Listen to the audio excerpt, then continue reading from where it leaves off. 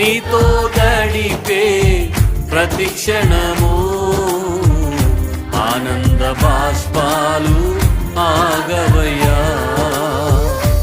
కృపతలంచగా మేళ్ళు యోచించగా, కృపతలంచగా మేళ్ళు యోచించగా, నాగళమాగదు స్తుతించగా నిన్ను కీర్తించక. యేసయ్యా యేసయ్యా నా యేసయ్యా, యేసయ్యా యేసయ్యా నా యేసయ్యా. అందరూ పాడదాం, యేసయ్యా అని హృదయపూర్వకంగా ఆరాధన చేద్దాం. యేసయ్యా యేసయ్యా నా